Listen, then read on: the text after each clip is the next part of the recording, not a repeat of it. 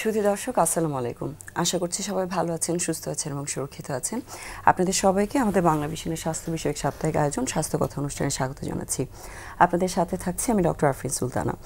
পবিত্র রমজান মাস চলছে এবং রমজান মাসের প্রভাব শুধুমাত্র যে আমাদের আত্মিক পরিশুদ্ধির সাথে সম্পর্কিত তা কিন্তু না। এই সংযমের অভ্যাসটাকে আমরা কাজে লাগাতে পারি আমাদের শারীরিক এবং মানসিক পরিশুদ্ধির জন্য। সো এই সময়টাকে আসলে কীভাবে আরেকটু সুন্দরভাবে আমাদের লাইফটাকে ইমপ্লিকেট করতে পারি এবং সাথে অবশ্যই স্বাস্থ্য বিষয়ক সমস্যার আলোচনার জন্য আজকে আমাদের স্টুডিওতে দুজন অতিথি উপস্থিত আছেন। তাদের পরিচয়টা আপনাদের জানিয়ে দিচ্ছি।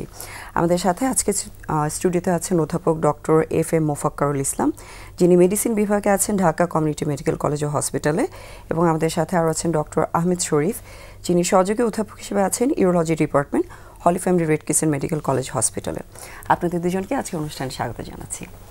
আর দর্শক, আপনারা পরিচয় জেনেছেন আমাদের বিশেষজ্ঞ অতিথির। যদি ওনাদের কাছে কোনো প্রশ্ন থাকে বা কিছু বিষয়ে জিজ্ঞাসা থাকে, সেটা আমাদের স্ক্রিনে দেখানো নম্বরে জানাতে পারবেন এবং আমাদের সাথে যুক্ত থাকতে পারবেন ফেসবুক লাইভেও। স্যার, আপনার কাছে প্রথমেই একটু জানতে চাই যে বিষয়টা, সেটা হচ্ছে রমজান মাস একটা বিশাল পরিবর্তন আমাদের লাইফস্টাইলে আসে। সেটা খাওয়া দাওয়া, ঘুমানো বা শারীরিক চর্চার বিষয়টা, যেটা আমাদের স্বাস্থ্য পরিচর্যার জন্য খুব ইম্পর্টেন্ট। সো এই পরিবর্তনের সাথে আপনারা যারা রোগীদেরকে দেখছেন, তাদের স্বাস্থ্য সুরক্ষার বিষয়টা বা তাদের রমজান পালনের জন্য নিশ্চয়ই কিছু পরামর্শ বা কিছু পরিবর্তনের দরকার আছে। সে বিষয়ে আপনার পরামর্শটা প্রথমে একটু জানতে চাই। আসসালামু আলাইকুম দর্শক শ্রোতা। প্রথমেই আমি বাংলা ভিশনকে ধন্যবাদ জানাতে চাই আজকে এই রমজানের শেষ দশকে আমাকে এখানে কিছু বলার জন্য, আমন্ত্রণ জানানোর জন্য ধন্যবাদ ডক্টর আফরিন। তো প্রথমেই বলতে হবে, রমজান তো আমাদের আত্মিক শুদ্ধির জন্য অত্যন্ত প্রয়োজনীয় একটি অঙ্গ। ইসলামের অন্যতম মূল স্তম্ভ, 5 স্তম্ভের একটি রমজান রোজা।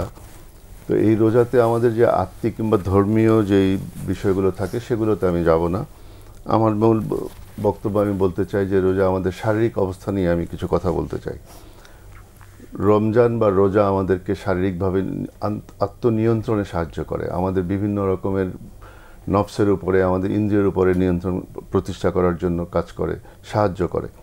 তো এই অবস্থায় রোজাতে আমাদের, বিশেষ করে যাদের এই আমরা গরমের দেশে যারা রোজা রাখি, আমাদের বিভিন্ন রকমের শারীরিক সমস্যা হতে পারে। সেই জন্য রোজার আগ থেকে যদি আমাদের প্রস্তুতি থাকে, বিশেষ করে যারা বিভিন্ন ধরনের রোগে ভুগছেন, বিভিন্ন ধরনের ক্রনিক রোগে ভুগছেন, তাদের জন্য একটু প্রস্তুতি নিয়ে রাখলে রোজাগুলো ভালোভাবে পালন করা যায়। যেমন বিশেষভাবে এখানে বলা যায় যে ডায়াবেটিস রোগীদের জন্য রোজার সময়টা কিভাবে ওনারা পালন করবেন। প্রথমেই যারা রোজা রাখবেন তাদেরকে খেয়াল রাখতে হবে যেন হাইপোগ্লাইসিমিয়া বা রক্তের সুগার বেশি কমে না যায়, এবং ইফতারিতে, সেহরিতে অতিরিক্ত খাবার জন্য যেন রক্তের সুগার খুব বেশি বেড়ে না যায়।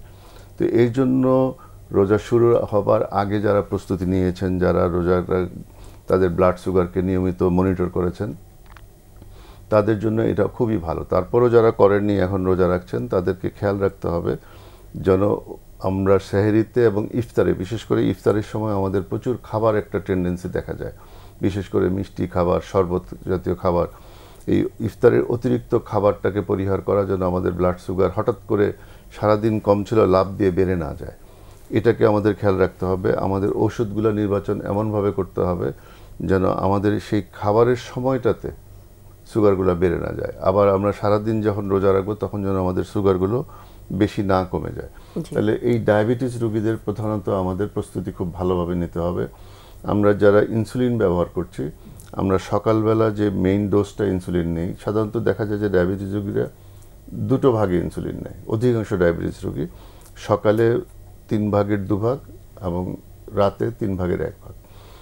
তো ডায়াবেটিস রোগীরা ইনসুলিনটা নিবে ইফতারের সময় 3 ভাগের 2 ভাগ, এবং সেহরিতে ওই কমটা নেবেন। সেহরিতে মানে ডোজটা একটু কমিয়ে নিতে হয়, ডোজটা সামান্য কমিয়ে নেবেন, প্লাস 1/3 যে ডোজটা আগে ছিল সেটাকে আমরা নিয়ে যাব সকালে সেহরির সময়, আর মর্নিং ডোজটা চলে আসবে আমাদের ইফতারির সময়।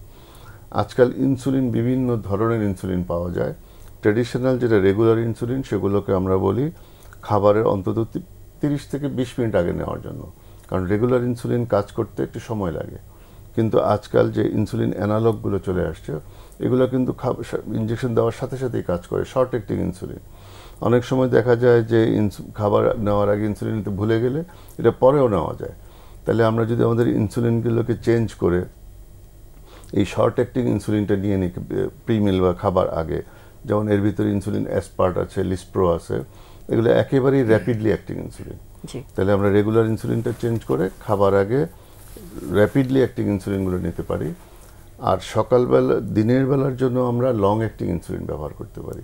মানে ওষুধগুলো একই রকমই থাকছে, শুধু স্মল কিছু অ্যাডজাস্টমেন্ট, সেটা কিছু ওষুধের ক্ষেত্রে হোক অ্যাডজাস্টমেন্ট অথবা খাবারের ক্ষেত্রে হোক করে নিতে হবে। আর ডায়াবেটিসের ওষুধ যেগুলো আমরা খাচ্ছি, ট্যাবলেট যেগুলো খাচ্ছি, সেগুলোকে এমনভাবে নিতে হবে যেগুলো হাইপোগ্লাইসিমিয়া না করে। যেমন পুরাতন যে ডায়াবেটিসের ড্রাগগুলো ছিল, আমরা যেগুলোকে বলি আপনার ইয়েগুলো সালফোনাইল ইউরিয়াস, এদের কিন্তু একটা টেন্ডেন্সি থাকে যে এরা ব্লাড সুগার কমিয়ে দেয়। সো সালফোনাইল ইউরিয়াসগুলো আমরা অ্যাভয়েড করতে পারি। আমরা এখানে মেটফরমিন নিতে পারি দুবেলা। আমরা সিটাগ্লিপটিন, আমরা যেগুলো গ্লিপটিন DPP-4 ইনহিবিটর ড্রাগস আছে সেগুলো ইউজ করতে পারি। আমরা HGLT2 ইনহিবিটার্সগুলো ইউজ করতে পারি। অর্থাৎ সেই ওষুধগুলো আমরা ব্যবহার করব যেগুলো হাইপোগ্লাইসিমিয়া না করে। আর আমাদের খাদ্যাভ্যাস তো আমাদেরকে একটু এই সময়টা, বিশেষ করে যারা ডায়াবেটিস রোগী, তাদের বিশেষভাবে কেয়ারফুল হতে হবে। জি অবশ্যই স্যার। অন্য রোগের বিষয়ে জানতে চাইবো, তার আগে ডক্টর আহমেদ শরীফ আপনার কাছে একটু জানতে চাই সেম বিষয়টা নিয়ে, যেহেতু রমজানে সবারই অভ্যাসের পরিবর্তন বলি, বা যারা শারীরিক কষ্টগুলো থেকে আগে থেকে ভুগছেন তাদেরকেও কিছু নিয়ম নিশ্চয়ই পরিবর্তনের দরকার হয়।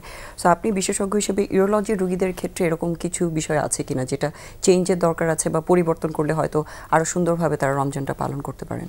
ধন্যবাদ আফরিন, ধন্যবাদ বাংলা ভিশনকে আমাকে আজকে এখানে আসার বলার জন্য।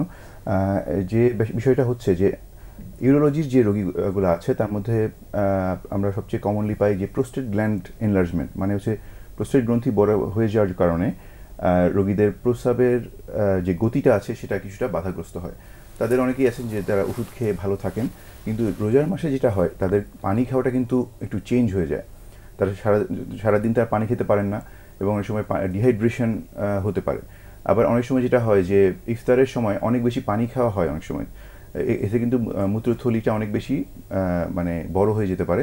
সেক্ষেত্রে কিন্তু অনেক সময় যারা এই প্রোস্টেট গ্ল্যান্ড জনিত সমস্যায় আছেন তাদের প্রস্রাব ক্লিয়ার করতে সমস্যা হতে পারে। সো এই ক্ষেত্রে কোনোটাই করা যাবে না, যেমন পরিমাণ মতো পানি খেতে হবে।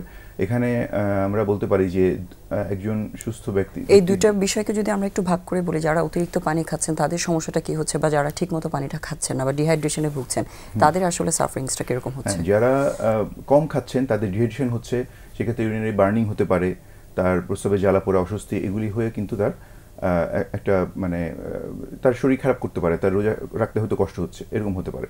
আর যারা ইনফেকশন, ইলেকট্রোলাইট ইমব্যালেন্স, এগুলো তো আছে, ইলেকট্রোলাইট ইমব্যালেন্স হতে পারে, তার হয়তো শরীর খারাপ হয়ে যেতে পারে এবং তার রোজা রাখাটা হয়তো একটু কষ্টকর হয়ে যেতে পারে। আর যদি বেশি পানি খাওয়া হয়, মানে আমি বলতে চাচ্ছি যে পানি তো অবশ্যই খেতে হবে, কিন্তু যদি একবারে অনেক বেশি, যেমন অনেকে যেটা করেন ইফতারে বসে কিন্তু একবারে হয়তো 1 লিটার পানি খেয়ে ফেলছেন বা 2-3 গ্লাস একসঙ্গে খেয়ে ফেলছেন বা অনেক শরবত খেয়ে ফেলছেন, সেক্ষেত্রে যেটা হয় হঠাৎ করে ব্লাডারটা কিন্তু ওভার ডিস্টেন্ডেড হয়ে যাচ্ছে। সেক্ষেত্রে যাদের প্রোস্টেট গ্ল্যান্ডের সমস্যা আছে তাদের কিন্তু পরবর্তীতে যে সে যখন প্রস্রাব করবেন তখন তার এমন হতে পারে যে প্রস্রাবটা ঠিকমতো আসছে না, তার সে ফিল করছেন তার অনেক চাপ, কিন্তু তার প্রস্রাব কিন্তু শুরু হচ্ছে না বা তার ক্লিয়ার করতে কষ্ট হচ্ছে, এই সমস্যা হতে পারে।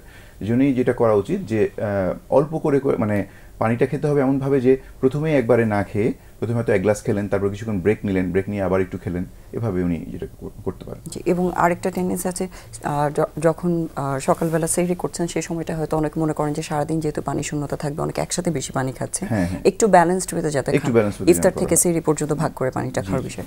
স্যার, যেহেতু কিডনি রোগীদের বিষয়ে কথা হচ্ছে, ওনারা যেহেতু ইউরোলজি বিষয়টা দেখছেন, সো কিডনি রোগীদের জন্য আসলে এই রমজানের সময়টাতে কোনো পরামর্শ আপনি দিতে চান কিনা, স্পেশালি যারা ক্রনিক কিডনি ডিজিজের রোগীরা আছেন? যারা ক্রনিক কিডনি রোগী আছেন তাদের জন্য সবচেয়ে সমস্যা হচ্ছে যে শরীরে পানির ব্যালেন্সটাকে ঠিক রাখা। তো দীর্ঘ সময় পানি না খাওয়ার কারণে দেখা যাবে যে এদের ডিহাইড্রেশন হওয়ার একটা টেন্ডেন্সি থাকে। আবার একসাথে অনেক বেশি পানি খেতে গেলে দেখা যাচ্ছে যে ভলিউম ওভারলোড হওয়ার কারণে হার্ট ফেলিওরের সম্ভাবনা থেকে যায়। তো কথা সেখানে সব জায়গায় একটাই থাকবে, সেটা হচ্ছে যে পানি আমাদেরকে পর্যাপ্ত পরিমাণ পানি খেতে হবে, নিরাপদ পানি খেতে হবে এবং একবারে অনেক বেশি পানি খাওয়াটাকে অ্যাভয়েড করতে হবে। এটা ইফতারিতে হোক কিংবা স্যারিতে হোক। স্যারিতে যদি আমরা বলি, স্যারিতে আমাদের একটা কমন টেন্ডেন্সি থাকে যে আমরা একবারে অনেক বেশি পানি খেয়ে নেব যেন সারাদিন আমার মানে ডিহাইড্রেশন না হয়। কিন্তু একবারে অনেক বেশি পানি খাওয়াটা কিন্তু আমার সারাদিনের ডিহাইড্রেশনটাকে মেনটেন করতে পারে না, হাইড্রেশনটা মেনটেন করতে পারে না। বরং একবারে অনেক বেশি পানি খাওয়ার কারণে দেখা যাচ্ছে যদি কিডনি রোগী থাকে তাদের কিন্তু হিমোডাইলিউশন হয়ে যাচ্ছে, ব্লাডটাকে ডাইলিউট হয়ে যাচ্ছে, ওয়াটার ইনটক্সিকেশনের একটা ভয় থেকে যায়। তখন দেখা যাচ্ছে অনেক সময় যে শকেও চলে যেতে পারে পেশেন্ট। সেই জন্য আমরা এটা মনে রাখতে হবে যে আমার সকালের এই সেহরির সময়ের পানি কিন্তু আমার বিকালবেলা থাকবে না, যদি আমার কিডনি ভালো থাকে এটা সকাল 9টা-10টার ভিতরে আমার সমস্ত কিডনি পানিটা বের হয়ে চলে যাবে। সো সকালবেলা স্যারির সময় অতিরিক্ত পানি খেয়ে আমি ওয়াটার ইনটক্সিকেশনের রিস্কে যেন না যাই। আমরা পরিমিত পরিমাণ পানি খাবো। দিনের বেলাটা আমরা এমনভাবে থাকবো যেন আমার ডিহাইড্রেশনের সম্ভাবনা কম থাকে। যেমন আমরা ভারী কাজটাকে অ্যাভয়েড করব, আমরা রোদ্রে যাওয়াটাকে অ্যাভয়েড করব, আমরা আমাদের ঘাম হওয়াটাকে কমাবো। কারণ কিডনি যদি সুস্থ থাকে সে কিন্তু আস্তে আস্তে পানি বের করতে থাকবে। তাহলে কিডনিটার উপরে আমরা অতিরিক্ত চাপ তৈরি না করি। আরেকটা জিনিস থাকে, দেখা যাচ্ছে যে ক্রনিক কিডনি রোগীরা প্রায় ডায়াবেটিক্স খেতে হয়, স্পেশালি যারা ফ্রুসিমাইড জাতীয় ওষুধ খান। এই ওষুধগুলো সকালের ডোজটাকে বাদ দিয়ে দিতে হবে। ওটা যদি সকালের ডোজটা স্যারির সময় না খেয়ে এই ডোজটাকে আমরা বিকালে নিয়ে যাব। দুপুরে তো আমাদের খাওয়া বন্ধই থাকবে। তো ডায়াবেটিক জাতীয় ওষুধ যেগুলো প্রস্রাব বাড়ায় সেগুলোকে স্যারির সময় একদম টোটাল বাদ দিয়ে ইফতারির সময় নিয়ে যেতে হবে, যেন আমরা তখন আস্তে আস্তে পানি খেতে পারবো, আমাদের পানির শূন্যতা কমতে থাকবে, ডায়ালিসিস হতে থাকবে এবং ব্যালেন্সড উইথ ইনটেকটা হবে। আর স্যার যদি আমরা সল্ট ইনটেকের বিষয়টার ব্যাপারে কথা বলি, বা আমাদের যে ইলেকট্রোলাইট ইমব্যালেন্সের একটা সম্ভাবনা থাকে, সেটা ডিহাইড্রেশনের জন্য হোক, ওভার ইনটেকের জন্যই হোক, সো এটাকে ব্যালেন্স করার জন্য আপনি কি অ্যাডভাইস দিতে চান, স্পেশালি যারা ক্রনিক কিডনি ডিজিজের রোগীরা আছেন তাদের জন্য? ক্রনিক কিডনি ডিজিজের রোগীদের জন্য যদি তাদের ইলেকট্রোলাইট ইমব্যালেন্সে মেইনলি যেটা হয় যে আপনার সোডিয়াম কমে যায়, পটাশিয়াম বেড়ে যায়। সো পটাশিয়াম বাড়ে এমন ফুডগুলো, এমন খাবারগুলোকে একটু অ্যাভয়েড করতে হবে, যেরকম কলা এবং ফল, ডাব। তাহলে সিকেডি রোগীরা যখন আপনার রোজা রাখবেন তাদেরকে তাদের ইলেকট্রোলাইটটা আগে থেকে চেক করে নিতে হবে। এবং এই ফলগুলা মানে ফলগুলা কিন্তু আমরা সব কিডনি রোগী যারা ক্রনিক কিডনি ডিজিজ তাদেরকে ফল অ্যাভয়েড করতে বলি। এই কথাটা ওনাদেরকে রোজার সময় মনে রাখতে হবে। অনেক সময় এটা কিছু ভুল ধারণা কাজ করে যে রোজার সময় আমাদের কোনো কিছু হবে না, সমস্ত রোগ আমাদের ভালো হয়ে যাবে, আমরা রোজা রাখলে ইচ্ছা মতো চলতে পারবো। এই ধারণাটার থেকে বের হয়ে আসতে হবে। রোজার সময় আপনার আগে যা রোগ ছিল এখন সেই রোগী আছে, সেটাকে আপনার এখন আরেকটু নিয়ন্ত্রণে রাখতে হবে। যেহেতু আপনাকে খাবারের উপরে, ওষুধের উপরে আপনি আপনার ইচ্ছা মতো আগের মতো চলতে পারছেন না, তাহলে এই নিয়ন্ত্রণকে আরও অধিকভাবে কার্যকর করতে হবে। আমরা পটাশিয়াম বাড়ে এমন খাবারগুলা, বিশেষ করে আমি যেটা বলছি যে ইফতারির সময় আমাদের একটু ফল, সবাই আমরা বলি যে ফল বেশি করে খাবেন, ডাব খাবেন, পানি খাবেন, লেবুর শরবত খাবেন। যারা সিকেডির রোগী, যাদের হাইপার ক্যালেমিয়া আছে, তাদেরকে এই যে ওষুধগুলোকে এই সময়টা বাদ রাখতে হবে। আর সোডিয়াম কমে যাওয়ার জন্য আমাদের সোডিয়াম খাওয়াটাকে আমাদের নিয়ন্ত্রিত রাখতে হবে, যেন আমাদের খুব বেশি বেড়েও না যায়, কমেও না যায়। আমাদের যতক্ষণ খাবার সময় আছে, আমার ইফতার থেকে স্যারি সময়, এই সময়টাতে আমাদের সোডিয়াম যদি অভাব থাকে পর্যাপ্ত লবণ খেতে হবে। যদি আমার বেশি থাকে তাহলে লবণ খাওয়াটাকে অন্য সময়ের মতোই নিয়ন্ত্রিত রাখতে হবে। জি, এবং সেক্ষেত্রে অবশ্যই যাদের নিয়ন্ত্রণের সমস্যা আছে বা অসুবিধা মনে করছেন তাদের বিশেষজ্ঞের কাছ থেকে একটু পরামর্শ নিয়ে নিতে পারেন কোনটা করলে বেটার হবে ওনাদের জন্য। অনেক ধন্যবাদ স্যার। আপনার কাছে প্রোস্টেট গ্ল্যান্ড এনলার্জমেন্টের বিষয়টা আরেকটু বিস্তারিত জানতে চাই, যেহেতু আপনি বললেন খুবই কমন সমস্যা এটা, ইউরোলজিস্টদের যারা ট্রিটমেন্ট দিচ্ছেন তাদের কাছে রোগীরা আসেন এই সমস্যাটি নিয়ে। সো এই প্রোস্টেট গ্ল্যান্ড এনলার্জমেন্ট বিষয়টা আসলে কি, সেটাতে কি কি উপসর্গ হতে পারে?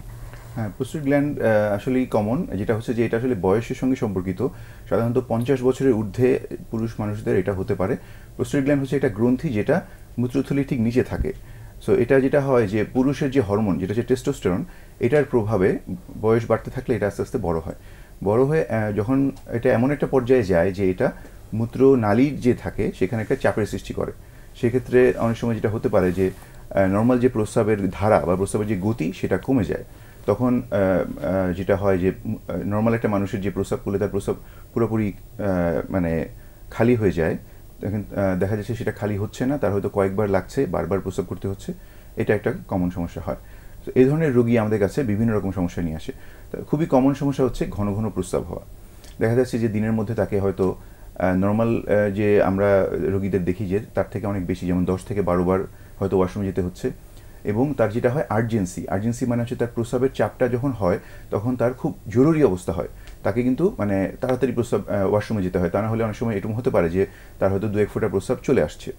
এরপরে যেটা হয় যে সে প্রস্রাব যে করছেন, প্রস্রাবের ধারাটা অনেক স্লো হয়ে যায়। নর্মালি যে গতিতে তার আগে প্রস্রাব হতো, রোগী কমপ্লেন করে যে তার এখন গতিটা অনেক কমে গেছে। এই সঙ্গে আরও হতে পারে যে প্রস্রাব করে আসার পরে ঠিক 10-15 মিনিট পরেই তার মনে হতে পারে যে তার প্রস্রাব তো ক্লিয়ার হলো না, তার প্রস্রাব রয়ে গেছে। আর এর সঙ্গে কিছু কমপ্লিকেশন হয়, যেমন রাত্রেবেলা বারবার ওঠা, এটাকে আমরা বলি নকচুরিয়া। রোগী এসে বলে যে তার রাতে তো ঘুমাতেই পারছেন না, তাকে হয়তো 5 থেকে 6 বার উঠতে হচ্ছে প্রস্রাব করার জন্য। আর যদি আরেকটু অ্যাডভান্স অবস্থা হয় তখন অনেক সময় প্রস্রাব আটকে যেতে পারে, যেটা তার জন্য রোগীকে হয়তো ক্যাথেটার দেওয়া লাগছে, অথবা প্রস্রাবের সঙ্গে একটু রক্ত যেতে পারে, ইনফেকশন হতে পারে। আচ্ছা, এই কমন সমস্যাগুলি আমরা সাধারণত পাই। জি, এগুলো যেহেতু বয়সের সাথে সাথে সাধারণভাবে মানুষের শারীরিক পরিবর্তনগুলো হচ্ছে, এটা নিয়ে আসলে খুব চিন্তা করার দরকার আছে কিনা, বা কখন ডাক্তারের কাছে একজনের যাওয়া উচিত রোগী হিসেবে যখন সমস্যাগুলো ফেস করছেন? জি, এখানে উল্লেখ্য যে আমরা কিন্তু অনেক ক্ষেত্রেই এমন হতে পারে যে শুধুমাত্র সামান্য যদি সমস্যা হয়, সমস্যা যদি এত তীব্র না হয়, কারণ এটা কিন্তু একটা এজিং প্রসেস, তো এই সমস্যা কিছুটা কিন্তু হবে, কিন্তু কিছু সমস্যা আমরা লাইফস্টাইল মডিফিকেশনের মাধ্যমে কিন্তু আমরা অ্যাডভাইস করতে পারি, যেটার জন্য কোনো মেডিকেশন দরকার হয় না। যেমন যাদের একটু সামান্য সমস্যা, যে ঘন ঘন প্রস্রাব হয়, আমরা একটু হিস্ট্রি নিলেই দেখা যায় উনি হয়তো পানিটা অনেক বেশি খাচ্ছেন, অথবা উনি হয়তো ডায়াবেটিক রোগী, ডায়াবেটিসটা তার কন্ট্রোলে নেই, ডায়াবেটিসের কারণে কিন্তু ঘন ঘন প্রস্রাব হতে পারে। তো ডায়াবেটিসটা কন্ট্রোল করলে তার সিমটম অনেকটা কমে যাবে। উনি যদি মানে স্থূলতায় ভুগেন, যদি অনেক ওভারওয়েট হন, তাহলে যদি একটু এক্সারসাইজ করেন, ওজনটা কমান, সেক্ষেত্রেও কিন্তু তার এই যে ইউরিনারি প্রবলেম, এটা অনেকটাই কমে আসবে। আর একটা হচ্ছে যে ফ্লুইড ইনটেক, উনি সারাদিনে হয়তো 5 থেকে 6 লিটার পানি খাচ্ছেন, যেটা তার জন্য দরকার নেই। ওনাকে যদি আমরা অ্যাডজাস্ট করে 2 থেকে 3 লিটার বা 2.5 লিটার নিয়ে আসতে পারি, তাহলে কিন্তু তার সিমটম অনেকটাই কমে যাবে। জি, লাইফস্টাইল মডিফিকেশন করে যাদের কন্ট্রোল হচ্ছে না, তাদের জন্য চিকিৎসার ব্যবস্থাটা কি আছে? হ্যাঁ, তাদের জন্য আমরা কিছু রুটিন টেস্ট করি, যেমন তার হচ্ছে কমন হচ্ছে যে আল্ট্রাসোনোগ্রাম করলে কিন্তু আমরা বুঝতে পারি যে তার প্রোস্টেট গ্ল্যান্ডটার সাইজ কেমন এবং এর জন্য তার কি কি সমস্যা হচ্ছে। তার মধ্যে একটা হচ্ছে তার প্রস্রাব জমা থাকা, আমরা যেটা বলি যে পোস্ট ভয়েডাল রেসিডিউ, তার মানে হচ্ছে প্রস্রাব করার পরে তার মূত্রথলিতে কতটুকু প্রস্রাব থেকে যাচ্ছে। একজন নর্মাল মানুষের কিন্তু থাকার কথা না, কিন্তু যাদেরই প্রোস্টেট গ্ল্যান্ড এলার্জ যাচ্ছে বা প্রস্রাবের সমস্যা হচ্ছে, দেখা যায় তাদের কিন্তু 50 থেকে 60 ml, ইভেন 100 ml পর্যন্ত প্রস্রাব রয়ে যায়। সেক্ষেত্রে কিন্তু অবশ্যই চিকিৎসা লাগবে। আর আরেকটা হচ্ছে যে তার এই কারণে অন্য কোনো সমস্যা হচ্ছে কিনা, যেমন এই কারণে অনেক সময় কিডনি ফুলে যায়, যাকে আমরা বলি হাইড্রোনেফ্রোসিস, এর জন্য স্টোন হতে পারে, এর জন্য রিকারেন্ট ইনফেকশন হতে পারে। তো এই চেঞ্জগুলি যদি হয়, তখন কিন্তু আমাদের অবশ্যই চিকিৎসা করতে হবে। তার মানে এটা যে শুধু গ্রন্থি এনলার্জমেন্টের ইফেক্ট করছে তা না, এটার প্রভাবে অন্যান্য রোগের সাথে সম্মিলিত হচ্ছে। যদি লং স্ট্যান্ডিং হয়, যদি লম্বা সময় এই সমস্যা থেকে যায় এবং চিকিৎসা করা না হয়, অন্যান্য গ্রন্থিও কিন্তু এফেক্টেড হতে পারে। জি, এটা ট্রিটমেন্টের ব্যাপারে আপনার কাছে আসবো, তার আগে স্যার আপনার কাছ থেকে একটু জানতে চাই হচ্ছে ইনফেকশনের বিষয়টা নিয়ে। যেহেতু এমনিতে সামার, গরম পড়ছে, তারপর রোজা, ডিহাইড্রেশন, আমরা এই বিষয়গুলো নিয়ে সবসময় আলোচনা করছি। এগুলোর একটা বড় ইফেক্ট থাকে আমাদের ইউরিনারি ট্র্যাক্ট ইনফেকশন। সো এই যে ইউরিনারি ট্র্যাক্ট ইনফেকশনের বিষয়টা ছেলে মেয়ে দুজনেরই হতে পারে, কিন্তু আমরা সবসময় হয়তো মেয়েদের ইউরিনারি ট্র্যাক্ট ইনফেকশনের বিষয়টা নিয়ে আলোচনা করছি। আজকে একটু ছেলেদের ইউরিনারি ট্র্যাক্ট ইনফেকশনের বিষয়টা আপনার কাছ থেকে জানতে চাই। ছেলেদের ইউরিনারি ট্র্যাক্ট ইনফেকশন ইনফ্যাক্ট একটু কম আমরা ধরে নেই, তারপরেও কিন্তু খুব কম এমন যদি আমরা বয়স চিন্তা করি, যে আফটার 50 আর 55 যখন প্রোস্টেট এনলার্জ করে মেলের, তখন কিন্তু পুরুষেরও ইউরিনারি ট্র্যাক্ট ইনফেকশনের চান্স বেড়ে যায়। আবার একেবারে কম বয়সেও কিন্তু পুরুষ ছেলেদেরও ইউরিনারি ট্র্যাক্ট ইনফেকশন থাকে। তো ইউরিনারি ট্র্যাক্ট ইনফেকশনের হওয়ার পিছনে, মেয়েদের বেশি হওয়ার পিছনে কিছু কারণ আছে, যেমন মেয়েদের ইউরেথ্রা শর্ট, মেয়েদের প্রোস্টেটের যে সিক্রেশন সেটা নাই। তো ওগুলো বাদ দিলেও ইউরিনারি ট্র্যাক্ট ইনফেকশনের অন্যতম একটা প্রধান কারণ হচ্ছে রিটেনশন বা প্রস্রাবের থলিতে জমে থাকা।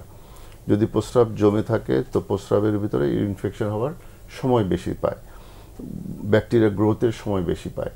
এবং ইনফেকশনগুলো কিন্তু মূত্রথলিতে আসে, একটা হচ্ছে অ্যাসেন্ডিং ইনফেকশন বলি আমরা, প্রস্রাবের নালী দিয়ে আস্তে আস্তে উপরের দিকে উঠে আসা। আর একটা হচ্ছে হেমাটোজেনাস ইনফেকশন, যেটা শরীরের অন্য জায়গায় ইনফেকশন থাকলে সেটা ব্লাডারে চলে আসে। তাহলে প্রথম যে জিনিসটা হচ্ছে, আমাদের যদি ইউরিনারি রিটেনশন থাকলে সেখানে ইনফেকশনের চান্স বেশি থাকবে। যেটা আমার বললেন যে প্রোস্টেট বড় হওয়ার কারণে পোস্ট ভয়েডাল রেসিডুয়াল ভলিউম বাড়তি থেকে যায়, সবসময় কিছু কিছু ইউরিন থাকে, আমরা এটাকে স্ট্যাসিস বলি, স্ট্যাসিসে ইনফেকশনের চান্স বেশি থাকে।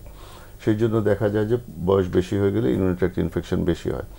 সেই সাথে আরেকটা জিনিস কাজ করে, সেটা হচ্ছে যদি আপনার ইমিউনো কম্প্রোমাইজ থাকে, কোনো কারণে যদি পুরুষ লোকের শরীরের রোগ প্রতিরোধ ক্ষমতা কমে যায়, তখন যে কোনো ইনফেকশনের মতো ইউরিনারি ট্র্যাক্ট ইনফেকশনের সম্ভাবনাও বেশি থাকে। তো রোগ প্রতিরোধ ক্ষমতা কমে যায়, যারা স্টেরয়েড খায় তাদের কমে যায়, যাদের ডায়াবেটিস থাকে তাদের কমে যায়, যাদের কিছু ক্রনিক ডিজিজ থাকে, যেমন আপনার এসিডি বলতে পারেন, এসিডিতে আপনার রোগ প্রতিরোধ ক্ষমতা কমে যায়। তারপর যাদের ক্রনিক কিডনি ডিজিজ থাকে তাদেরও রোগ প্রতিরোধ ক্ষমতা কমে যায়। তাহলে এই সকল পুরুষেরও কিন্তু ইউরিনারি ট্র্যাক্ট ইনফেকশন হওয়ার সম্ভাবনা বেশি থাকে এবং বেশি হয়। আরেকটা জিনিস হচ্ছে যে পানি কম খাওয়ার সাথে কিন্তু ইউরিনারি ট্র্যাক্ট ইনফেকশন রিলেটেড। কারণ যখন আমরা পানি বেশি খাই, প্রস্রাব হলে আমাদের ইনফেকশনগুলো ওয়াশ আউট হয়ে যাওয়াটা সুযোগ পায়, যে ব্যাকটেরিয়া যেগুলো গ্রো করছে তারা গ্রো করার অত সময় পায় না। তাহলে একটা হচ্ছে স্ট্যাসিস, আর একটা কম পানি খাওয়ার কারণে যদি আমার ইউরিনারি ফ্লো কম হয়, প্রস্রাব কম হয়, তখন আমার চান্স কিন্তু বেড়ে যায়। তাহলে পুরুষের আরেকটা যেটা হয় সেটা হচ্ছে যদি আপনার এটাকে কি বলবো যে যাদের এক্সট্রা ম্যারিটাল থাকে, যাদের মানে অবৈধ মাল্টিপল সেক্সুয়াল পার্টনার্স যাদের আছে, হ্যাঁ, যাদের এক্সট্রা মানে ম্যারিটাল সেক্স অ্যাফেয়ার্স থাকে, যারা আপনার ওই কি বলে প্রফেশনাল সেক্স ওয়ার্কারদের কাছে যায়, তাদের কিন্তু ইউরিনারি ট্র্যাক্ট ইনফেকশনের চান্স বেশি। ওগুলো আবার স্পেশাল কিছু আছে, যেমন গনোরিয়া, এটাও একটা ধরনের ইউরিনারি মানে ট্রান্সমিটেড ইনফেকশন, যেগুলো ট্রান্সমিটেড সেক্সুয়ালি ট্রান্সমিটেড ইনফেকশন, এটাও কিন্তু পুরুষের হওয়ার সম্ভাবনা বেশি থাকে। জি স্যার, এদের আসলে এই জিনিসগুলো প্রিভেন্ট করার জন্য কি করা উচিত, এবং যাদের ইনফেকশন হচ্ছে সেগুলোকে কিভাবে একজন মানুষ তার এই ইনফেকশনের ঝুঁকিগুলোতে কমাতে পারেন? আপনি অনেকগুলো রিস্ক ফ্যাক্টরের কথা যেরকম মেনশন করেছেন, সেগুলো যেরকম করতে পারেন, এবং ট্রিটমেন্টের বিষয়ে আপনার কোনো পরামর্শ বা অ্যাডভাইস দর্শকদের জন্য আছে কিনা? ট্রিটমেন্টের ব্যাপারে প্রথম কথা হচ্ছে যে এখানে আমাকে অ্যাপ্রোপ্রিয়েট অ্যান্টিবায়োটিক ইউজ করতে হবে। অ্যাপ্রোপ্রিয়েট অ্যান্টিবায়োটিক মানে যেই অ্যান্টিবায়োটিকটা আমার এখানে ইফেক্টিভ সেটা ইউজ করতে হবে। এখন এই অ্যান্টিবায়োটিকটা কিন্তু জায়গার মানে প্লেস টু প্লেস ভ্যারি করতে পারে, সিচুয়েশন টু সিচুয়েশন ভ্যারি করতে পারে। তো ইউরিনারি ট্র্যাক্ট ইনফেকশনে দেখা যায় আমাদের আজকাল প্রচুর অ্যান্টিবায়োটিক ব্যবহার করা হচ্ছে, এবং আমাদের ভাবনার কথা হচ্ছে যে ইউরিনারি ট্র্যাক্ট ইনফেকশনে আমরা এখন ইউরিন কালচার করে দেখছি অধিকাংশ ইউরিনারি ট্র্যাক্ট ইনফেকশনগুলো রেজিস্ট্যান্স ডেভেলপ করে গেছে। মেরোপেনামের মতো ওষুধ দিয়েও এখন আমরা ডিজায়ার্ড ইফেক্ট পাচ্ছি না। সেই জন্য যারা ইউরিনারি ট্র্যাক্ট ইনফেকশনের জন্য ট্রিটমেন্ট করবেন, তাদেরকে প্রথম দায়িত্ব হচ্ছে অ্যান্টিবায়োটিক শুরু করার আগে একটা ইউরিন কালচার নিয়ে নেওয়া। ইউরিন কালচারের জন্য পাঠিয়ে দিয়ে রিপোর্টটা দেখে আমরা অ্যান্টিবায়োটিক শুরু করব, চেঞ্জ করতে পারবো। কিন্তু শুরুতেই পেশেন্টকে আমরা রিলিফ দেওয়ার জন্য একটা একটা অ্যান্টিবায়োটিক স্টার্ট করি। খুব কম দামি একটা নাইট্রোফিউরান্টন জাতীয় ওষুধ ইউরিনারি ট্র্যাক্ট ইনফেকশনে খুবই ভালো কাজ করে। তাহলে প্রাথমিক চিকিৎসা হিসেবে আমরা কস্টলি সেফালোস্পোরিনস কিংবা ইনজেক্টেবল না গিয়ে আমরা ব্লাডটা কালচার করতে ইউরিনটা কালচার করতে পাঠিয়ে দিয়ে আমরা নাইট্রোফিউরান্টনটা স্টার্ট করতে পারি। যদি কিডনি ফাংশন ঠিক থাকে, it's a very good drug. এরপরে কালচার সেন্সিটিভিটির রিপোর্ট আসার পরে আমি আমার প্রয়োজন মতো চেঞ্জ করে নিতে পারি। এছাড়া কিছু কিছু সময় দেখা যায় যে ইউরেথ্রাল সিনড্রোম নামে একটা ডিজিজ আছে। পেশেন্টের কমপ্লেইনগুলো হচ্ছে ইউরিনারি ট্র্যাক্ট ইনফেকশনের মতো। আসে বলবে যে আমার প্রস্রাবে জ্বালা পোড়া করে, প্রস্রাব আসলে ধরে রাখতে পারি না, ঘন ঘন প্রস্রাব হচ্ছে, কিন্তু তার কিন্তু ইউরিনারি ট্র্যাক্ট ইনফেকশন নাই। আমরা ব্লাড ইউরিন যদি আমরা পরীক্ষা করে দেখি, ইউরিনের নাইট্রেটও নাই, পাসসেলও নাই, কালচার করলে গ্রোথও নাই। সো এই ইউরেথ্রাল সিনড্রোমগুলো শুরু হলেই দেখা যায় যে অনেক অ্যান্টিবায়োটিক দেওয়া হয়ে যায়। তাহলে আমাদের ইউরেথ্রাল সিনড্রোমটাকে আলাদা করতে হবে, ইউরিনারি ট্র্যাক্ট ইনফেকশনটাকে আলাদা করতে হবে, এবং ইউরিনারি ট্র্যাক্ট ইনফেকশনের কজটাকে আমার আইডেন্টিফাই করতে হবে। সেই হিসাবে আমাকে ট্রিটমেন্ট দিতে হবে। জি। আর যেটা হচ্ছে প্রিভেনশনের কথা, প্রিভেনশন আমি প্রথমে যে কথাগুলো বললাম যেগুলো রিস্ক ফ্যাক্টর আছে সেগুলোকে আমাকে অ্যাড্রেস করতে হবে। যাদের ডায়াবেটিস আছে তাদের ডায়াবেটিস খুব ভালো করে নিয়ন্ত্রণ করতে হবে। ডায়াবেটিস যদি নিয়ন্ত্রণে না থাকে, ইউরিনের সাথে সুগার আসে, সুগার থাকলে ওখানে ইনফেকশনের চান্স বেশি থাকে। ডায়াবেটিস যাদের থাকে তাদের রোগ প্রতিরোধ ক্ষমতা কম থাকে, তাদের সব ইনফেকশনের চান্স বেশি থাকে। তাহলে ডায়াবেটিস নিয়ন্ত্রণ করতে হবে। রেগুলার আপনার পর্যাপ্ত পরিমাণ পানি, অত বেশি পানি না, পর্যাপ্ত পরিমাণ পানি খেতে হবে, যেন দিনে 1.5 থেকে 2 লিটার প্রস্রাব হয়। যদি প্রস্রাব রেগুলার হয়, তাহলে স্ট্যাসিস না থাকে, তাহলে ইউরিনারি ট্র্যাক্ট ইনফেকশন হওয়ার সম্ভাবনা কমে যায়। যাদের প্রোস্টেটের সমস্যা আছে, প্রোস্টেট এনলার্জমেন্টের জন্য যাদের প্রস্রাব ক্লিয়ার হচ্ছে না, তারা প্রোস্টেটের জন্য প্রাথমিক পর্যায়ে ওষুধ আছে, ওষুধ সেবন করবেন। যদি তাতেও না হয়, তাহলে আপনার সার্জারিতে চলে যাবেন। তাহলে এইগুলো হচ্ছে আমাদের মধ্যে কথা পুরুষের ইউরিনারি ট্র্যাক্ট ইনফেকশন। এবং হাইজিন মেইনটেইন করা, পার্সোনাল হাইজিন তো অবশ্যই মেইনটেইন করতে হবে, এটাতে কোনো বিকল্প নেই। জি, অনেক ধন্যবাদ স্যার, সুন্দর করে আসলে বুঝিয়ে বলার জন্য। আমাদের ইনফরমেশন দেওয়ার উদ্দেশ্যই এটাই যে অ্যান্টিবায়োটিক খাওয়ার যে একটা টেন্ডেন্সি, কথায় কথায় ফার্মেসিতে গিয়ে হয়তো একটা ওষুধের দোকানদার কাছ থেকে নিয়ে ওষুধ খেয়ে ফেলছেন, এটা কিন্তু ডাক্তারদের জন্য যেরকম একটা বড় চ্যালেঞ্জ তৈরি করছে, রোগীদের ট্রিটমেন্টের জন্য আমাদের একটা অনেক বড় সমস্যা তৈরি হয়ে যায়। সো আশা করছি দর্শক আপনারা স্যারের কথাটা মনোযোগ দিয়ে শুনেছেন আমাদের কি প্রবলেমটা হয়। সো সেক্ষেত্রে যারা অসুবিধা ফেস করছেন, ডাক্তারের কাছে গিয়ে টেস্ট করে তারপর ওষুধ শুরু করাটাই সবচেয়ে ভালো। আমরা এখন একটা ছোট্ট বিরতিতে যাব, বিরতি থেকে আসার পর আবারও আমরা আলোচনা করছি, ততক্ষণ পর্যন্ত আমাদের সাথেই থাকুন।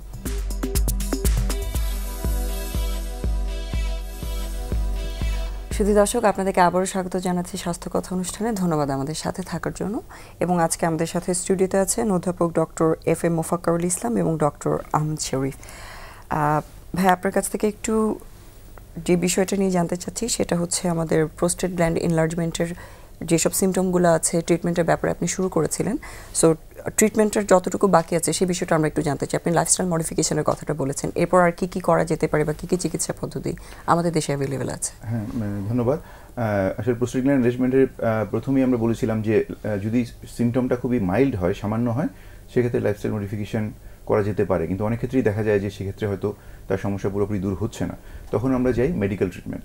এখন এখানে উল্লেখ্য যে মেডিকেল ট্রিটমেন্টের মধ্যে আমাদের দুই ধরনের ওষুধ আমরা ইউজ করি, যেটা হচ্ছে যে একটা হচ্ছে আলফা ব্লকার আর একটা হচ্ছে 5-alpha রিডাক্টেজ ইনহিবিটর। দুইটাই খুবই কমন ওষুধ। আমরা এই ওষুধগুলো দিলে যেটা হয় যে ব্লাড অ্যান্ড নেক যেটা আছে, মানে প্রোস্টেট যেখানে মূত্রথলির সঙ্গে যেখানে কানেকশন, সেখানে একটু রিল্যাক্স হয় এবং রাস্তাটা খুলে যায়। তখন অনেক সময় দেখা যায় যে অনেক ক্ষেত্রেই রোগীর কিন্তু প্রস্রাবের গতি বাড়ে এবং তার প্রস্রাব ক্লিয়ার হয়। তারপরে যদি কোনো রোগীর এরকম হয় যে তার প্রস্রাব এরপরও কিছুটা জমা থাকে, তখন আমরা তাদেরকে একটা হেলথ অ্যাডভাইস দিই, যাকে আমরা বলি ডাবল ভয়েডিং। ডাবল ভয়েডিংটা হলো একবার আমরা রোগীকে বলি যে উনি একবার প্রস্রাব করবেন, প্রস্রাব করে ওয়াশ করে চলে আসবেন, এরপর উনি 10 কদম হাঁটবেন অথবা 10 মিনিট উনি বসে উনি কোনো হাতের কাজ একটা করবেন, তারপর উনি আবার গিয়ে একটু বসবেন।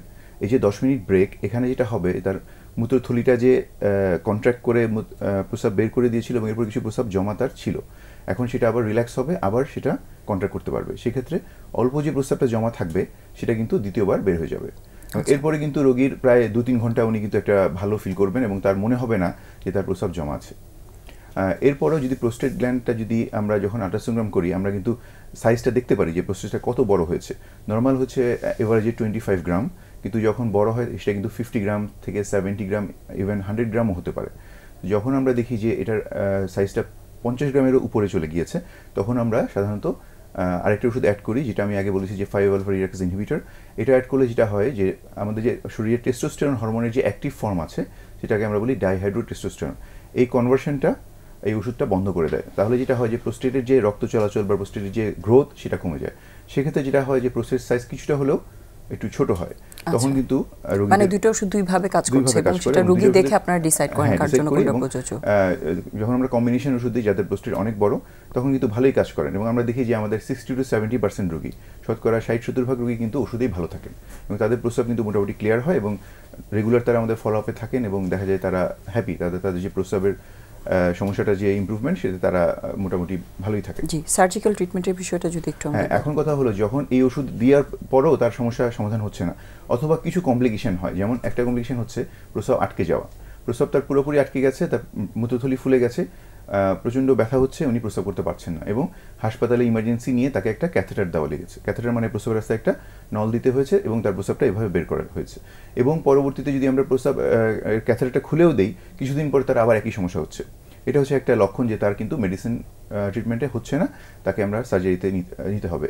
এছাড়াও তার আরও কিছু কমপ্লিকেশন, যে তার যদি মাঝে মাঝে ইনফেকশন হয়, রিকারেন্ট ইনফেকশন বলি আমরা, তারপরে তার যদি প্রস্রাবের সঙ্গে রক্ত যায়, যেটা হয় যে প্রোস্টেটের এনলার্জমেন্টের কারণে অনেক সময় ব্লিডিং হতে পারে।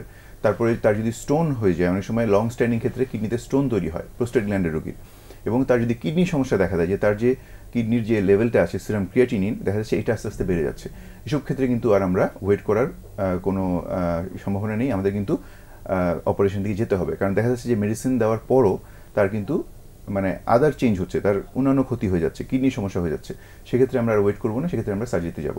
এখন উল্লেখ্য যে আমাদের দেশে কিন্তু এখন প্রোস্টেট গ্ল্যান্ড এনলার্জমেন্টের একদম যে লেটেস্ট ট্রিটমেন্ট, সেই ট্রিটমেন্ট কিন্তু অ্যাভেলেবল। আমরা কিন্তু এখন আগের মতো আর মানে পেট কেটে বা কোনো রকম চামড়া কেটে আমরা অপারেশন করি না, যেটা আগে করা হতো। এখন আমরা যেটা করি, আমরা অত্যাধুনিক মেশিনের মাধ্যমে প্রস্রাবের রাস্তা দিয়ে আমার একটা স্কোপ আমরা পাস করি এবং সেটা দিয়ে দেখে প্রোস্টেট যেখানে বড় হয়েছে সেটা আমরা কেটে, মানে প্রস্রাবের যে রাস্তাটা ন্যারো হয়ে গিয়েছিল, চিকন হয়ে গিয়েছিল, সেটা আমরা আবার ওয়াইড করে দিই এবং রোগীর কিন্তু খুব ভালো রেজাল্ট হয়। রোগী এবং আগের মতোই মানে গতিতে প্রস্রাব করতে পারেন এবং প্রস্রাব ক্লিয়ার হয়ে যায়। মানে খুব মিনিমাল ইনভেসিভ টেকনিকে ওনার সমস্যাটা সমাধান করা হচ্ছে সার্জিক্যালি। জি, অনেক ধন্যবাদ। আমাদের সাথে একজন দর্শক আছে, ওনার প্রশ্নটা একটু আমরা নিতে চাই। দর্শক, আপনার নাম এবং বয়স বলে প্রশ্নটা জানান। আসসালামু আলাইকুম। ওয়ালাইকুম আসসালাম। জি ম্যাডাম, আমার প্রশ্ন হলো, আমার 10 বছর আগ থেকে প্রোস্টেটের সমস্যার কারণে আমি ডাক্তারের শরণাপন্ন হই। তখন ডাক্তার আমাকে টেরাজন 2 নামে একটা ওষুধ অ্যাপ্লাই করে, ওটা আমি খেতে থাকি, কিন্তু আমার এতে কোনো সমস্যা মোটামুটি স্বাভাবিক মনে হচ্ছে, প্রস্রাবে জ্বালা পোড়া বা কোনো কিছু নাই। আমার এখন প্রশ্নটা হলো আমি কি সিমটম হলে আমি ডাক্তারের কাছে আবার যাব অথবা সার্জারি পর্যায়ে যাব, এটা একটু জানতে চাই। আমার ডায়াবেটিসও আছে। ওকে ডক্টর, আপনাকে শুনতে পাচ্ছেন? আপনার কোনো প্রশ্ন আছে দর্শকের কাছে? আপনার কি প্রস্রাবে কোনো জ্বালা করা হয়? জি না স্যার। আর আপনার কি রাতের বেলা ঘুম থেকে উঠে প্রস্রাবে যেতে হয়? জি না সব স্বাভাবিকই আছে। স্বাভাবিকই আছে। আচ্ছা, তাহলে যেটা হচ্ছে যে আপনার সমস্যা কিন্তু খুবই সামান্য, এবং আপনার যে প্রোস্টেট গ্ল্যান্ড বড় হয়েছে এটা আসলে বয়সজনিত প্রোস্টেট গ্ল্যান্ড বড় হওয়া। আপনার কিন্তু তেমন কোনো মানে যে লক্ষণগুলি সাধারণত হয় তেমন কিছুই নেই। তো আপনার যেটা করতে হবে, আপনি যেহেতু আগে একবার ডাক্তার দেখিয়েছিলেন, আপনি রুটিন চেক একবার করতে পারেন। এর মধ্যে যেটা করতে হবে একটা আল্ট্রাসোনোগ্রাম এবং একটা পরীক্ষা আমরা করি ইউরোফ্লোমেট্রি। ইউরোফ্লোমেট্রি খুবই সহজ একটি পরীক্ষা, যেটাতে আপনাকে পানি খেয়ে প্রস্রাবে যখন চাপ হবে তখন মানে ল্যাবরেটরি একটা স্পেশাল কমোড থাকে, ওখানে একটু প্রস্রাব করতে হবে। সেক্ষেত্রে একটা আমরা ইসিজির মতো একটা রিপোর্ট পাবো, সেখানে আমরা দেখতে পারবো যে আপনার প্রস্রাবের গতি কেমন, প্রস্রাব থেমে থেমে হচ্ছে কিনা এবং প্রস্রাব করতে কতটুকু সময় লাগছে।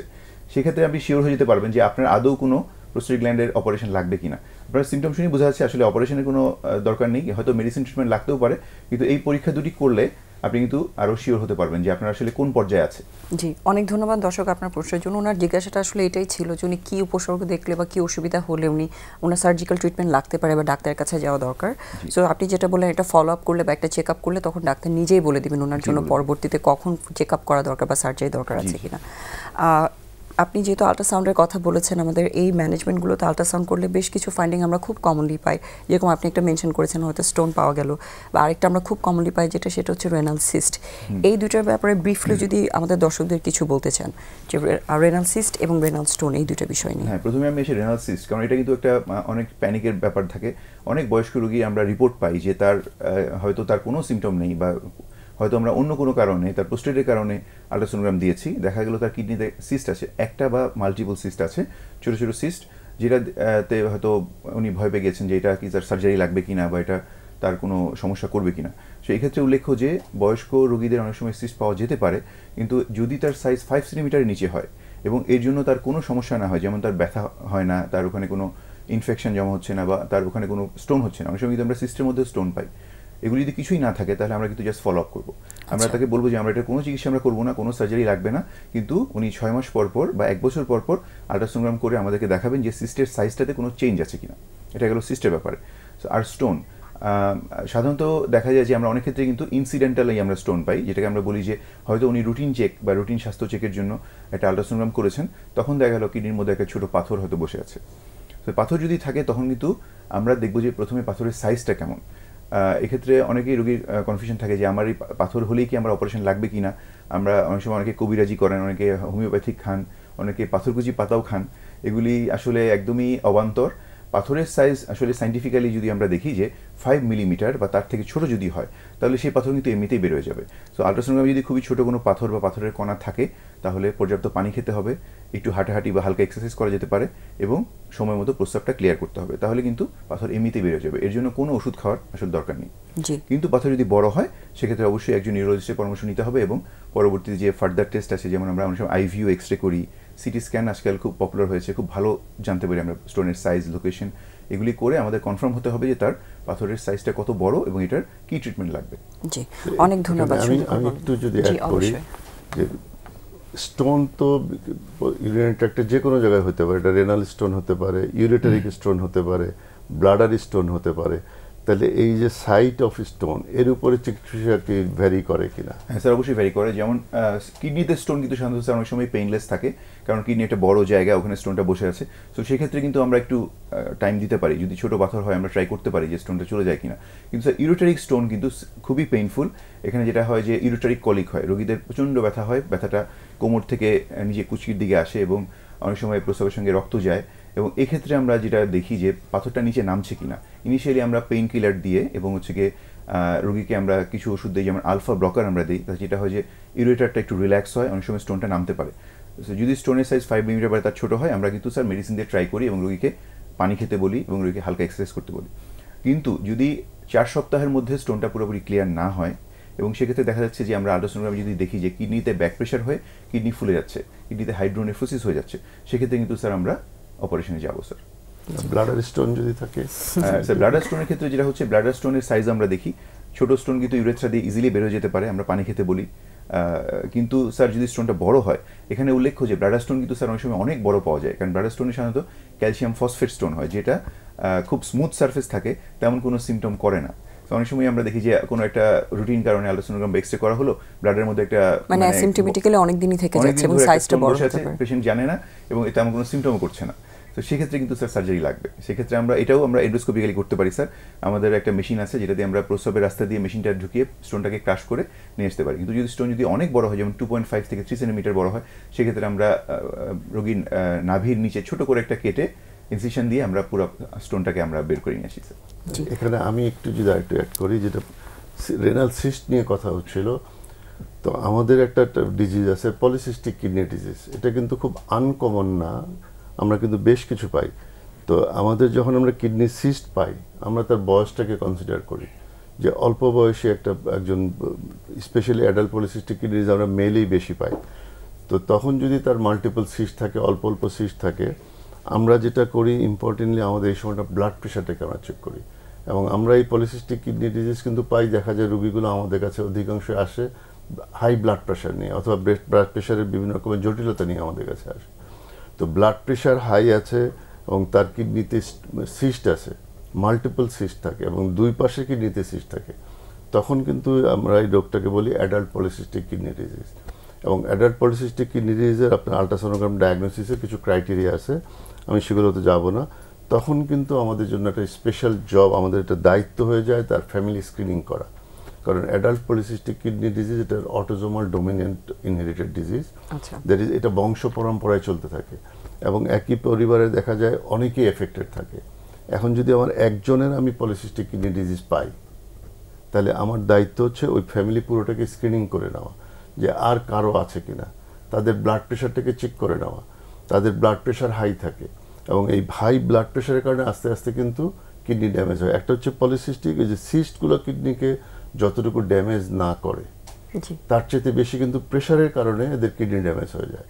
সো তাদের কিডনি সেভ করার জন্য আমাদের এই পেশেন্টগুলোকে ব্লাড প্রেশারটাকে খুব ভালোভাবে নিয়ন্ত্রণ করতে হবে এবং ফ্যামিলি হিস্ট্রিটাকে কনসিডারেশনে রাখা, সবাইকে আমার পুরো ফ্যামিলিটাকে স্ক্রিনিং করে দেখতে হবে কারা কারা সাফারার আছে, তাদেরকে চিকিৎসা আনতে নিয়ে আসতে হবে। জি, অনেক ধন্যবাদ। আমরা আসলে অনুষ্ঠানে একদমই শেষে চলে এসেছি। আমাদের আরও কিছু বিষয় নিয়ে আলোচনা করার ইচ্ছা ছিল, কিন্তু একদমই সময় নেই। যেহেতু আমরা আপনাদের দুজনকে আবারও ধন্যবাদ জানাচ্ছি আজকে আমাদের সাথে অনুষ্ঠানে থেকে আমাদের দর্শকদের মূল্যবান পরামর্শগুলো দেওয়ার জন্য। এবং যেটা আমরা সবসময় বলে থাকি, আমাদের রমজান মাস আসলে খুব বড় একটা সুযোগ আমাদের অভ্যাসগুলো পরিবর্তন করে একটু হেলদি লাইফস্টাইলের দিকে যাওয়া, মেন্টাল এবং ফিজিক্যাল দুটো সাইড থেকে। সো আশা করছি আপনারা সবাই আমাদের বিশেষজ্ঞ অতিথির পরামর্শগুলো শুনবেন, ভালো থাকবেন, সুস্থ থাকবেন। দেখা হবে আবারও আগামী সপ্তাহে।